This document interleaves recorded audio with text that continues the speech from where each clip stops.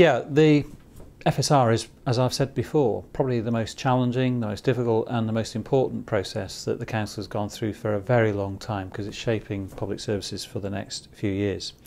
We're making progress. Every service area has had a options discussion with members. At the early part of October, the whole of Strategic Board and Cabinet will be informally discussing the range of options and how they're hanging together.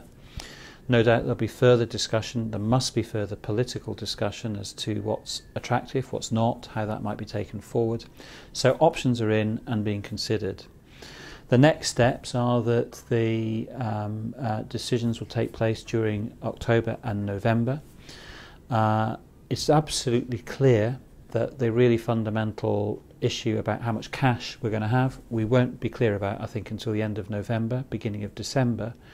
So I would like to be in a position to be able to talk with as many people as possible about the range of options that are emerging, but let's see how that goes. But you will know in early December. It's too early to say, and I know that probably sounds a bit of a cop-out, but it's genuinely a hard process, this, because what are the factors? What kind of services do people appreciate? What impacts on the reputation of the council? How does that relate to those who are truly most vulnerable in our society, who otherwise actually don't have a voice and aren't reflected in the way in which residents think? So it's trying to bring all of those factors together in a way that looks right, coherent, and doing the most important things and the things that are most essential for us. Those are the considerations, and those are the kind of factors that are driving the options. I think one thing's certain. It will change things in Westminster. It has to change things in Westminster. It has to do so in order to protect and preserve the quality of public services, of which we're all still very proud. We are all of us public servants proud of what we achieve, proud of what we do. It will change the way in we do it, because actually that's the debate that we're seeing up and down the country. That's why we're having the conversations with Hammersmith and Fulham. That's why we're talking about maybe social enterprise. That's why we're talking in some cases about mergers with NHS providers.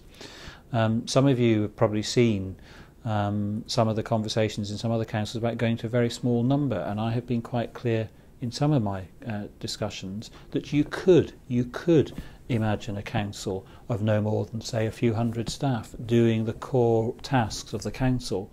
That's not to say that that is what we are going to do, because the council is going to be utterly business-led. It will be what works. Does this make sense? Does it preserve the quality of services? Do the finances stack up? So there's absolutely no determination, I can see that, and it's quite right, from members to go down some pursuit of just being a small council for its own sake.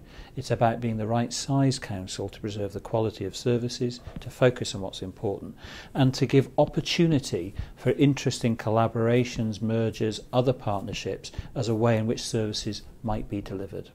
Key facts are going to be, we're going to have the comprehensive spending review on the 20th of October. I think that'll give us some guide about the total shape of public spending. It will not give us the sense of the grant, and remember, it's the grant that's being cut by 25% or 40% or whatever. It's not the total spending, it's the grant. Then that'll give us some shape of that, but we won't have that, I think, until maybe end of November, early December. And that, I think, is when the final decisions will be taken, because everybody knows these decisions are really tough, they're really hard, and some of them may be unpalatable, and no one's going to want to take unnecessary, unpalatable decisions if they don't have to.